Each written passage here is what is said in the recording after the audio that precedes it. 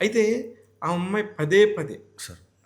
సునీత గారిని కూడా అంటే సునీత గారి జర్నీ కూడా అంత ఈజీగా వచ్చింది కాదు. అవును సార్. 1995లో 'గులాబీ' అనే ఒక చిన్న పాట శశిప్రీతం గారు ఆ అమ్మాయికి అవకాశం ఇస్తే, అలాంటి కృష్ణవంశీ గారు అవును.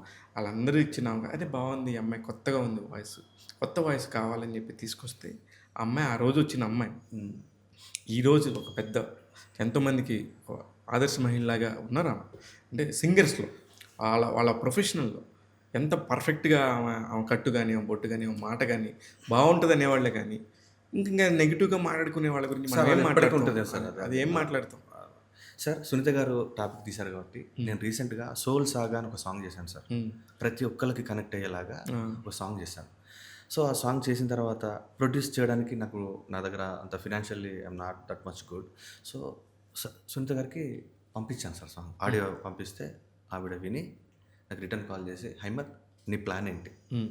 ఏం చేద్దాం అనుకుంటున్నావు ఈ సాంగ్" అంటే, హ్మ్. "మ్యామ్ చేయడం అయితే చేశాను గానీ, దీన్ని రిలీజ్ చేయడం ఇది నాకు ఏం ఐడియా లేదు. అండ్ ఫినాన్షియల్లీ నేను కూడా అంత బాలేను" అంటే, "నువ్వు సాంగ్ ఎవరికి ఇవ్వకు నేను తీసుకుంటా. నీ ప్లాన్ ఏంటో చెప్పు నాకు" అంటే, "మ్యామ్ ఇది ప్రతి ఒక్కరు ఇప్పుడు సాఫ్ట్‌వేర్ ఎంప్లాయీ అయితేనేంటి, ఇంకెవరైతేనేంటి ఒకటి చేయాలనుకున్న పని ఇంకొకరు చేస్తుంటారు. హ్మ్. మనం చేయాలనుకున్న పని వేరు, చేస్తున్న పని వేరు. కరెక్ట్. ఇలా వీళ్ళని దృష్టిలో అంటే పెట్టి సోల్.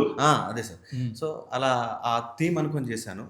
సో, నేను చెప్పాలనుకుంటున్నాను మేడం. ఇప్పుడు ఏదో లవ్ సాంగ్ చేస్తే ఎవరైనా యాక్టర్స్ పెట్టి చేయొచ్చు. బట్ ఇది విజువల్లీ నేనే ఉండి నేను చెప్పాలనుకుంటున్నాను అంటే బెస్ట్ ఐడియా ఉంది. బట్ నీతో పాటు ఇంకా ఎవరైనా మంచి కొంచెం రికగ్నైజ్డ్ ఫేస్ పెట్టి ఫీచరింగ్ చేపిచ్చి చేద్దాం.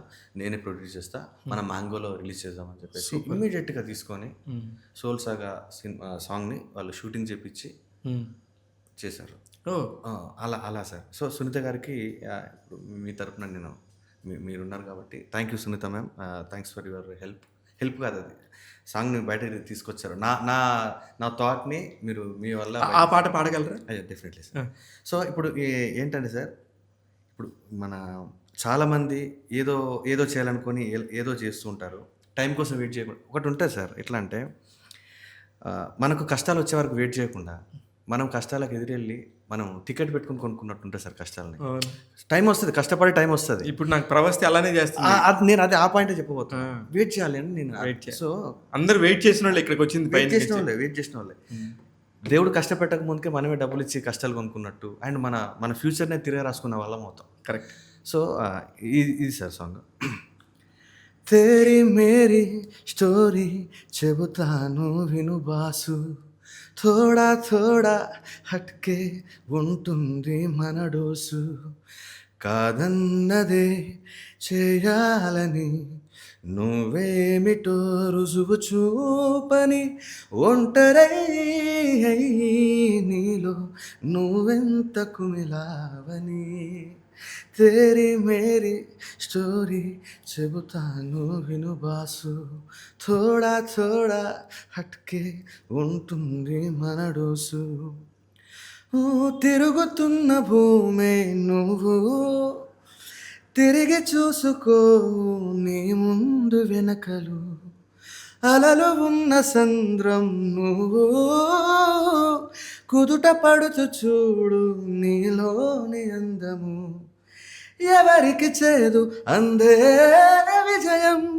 చివరకు నిలిచి చూడాలి అందలం వెనకకు పడితే నీ అడుగు అది కొనసాగునా ఏ పోలిక రానీయకు నువ్వు తేలికేం కాదు ఆగకు సాగిపోతూ పోతూ తుడిచే నీలోని ఆలోపము ఏరి కోరి వచ్చేస్తుందంట మన టైము వచ్చేదాకా ఎదురు చూడాలి కదా మాము నీకే ఇలా అవుతుందని నీకెవ్వరు లేరని నీలో నువ్వే కరిగి కరిగి కురవద్దు కన్నీరులా ఏది వృధా కానివ్వక నీదే కథ రాసి చూపగా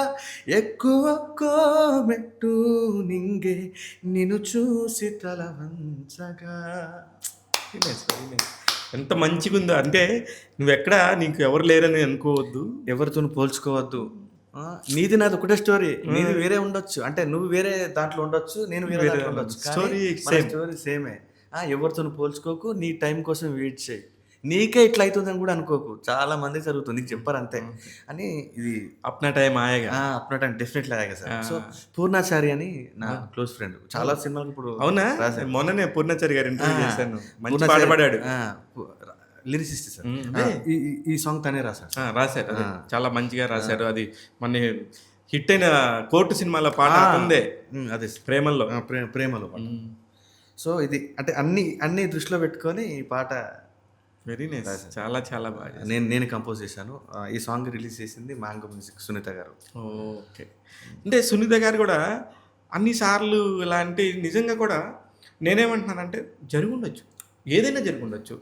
ఇక్కడ నేను అసలు ప్రభాస్ గారిని తప్పంటలేదు, సునీత గారిని తప్పంటలేదు, ఎవరిని అంటలేదు. సిచ్యువేషన్స్ అలా జరుగుతాయి. ఇలా జరుగుతూనే ఇండస్ట్రీ. ఎందుకంటే ఎక్కడెక్కడ పుట్టారో, ఎక్కడెక్కడ పెరిగామో, ఎవరు ఏంటో తెలియకుండా అందరూ వచ్చి ఒక టాలెంట్‌తోని ఒక చోటికి జమ అయ్యేదే ఇండస్ట్రీ. అలా జమ అయిన ఒక ఇండస్ట్రీలో ఒకళ్ళు ఎక్కువ, ఒకళ్ళు తక్కువ అనుకున్నట్టుగా 24 గంటలు మాట్లాడుకోవటం కరెక్ట్ కాదు.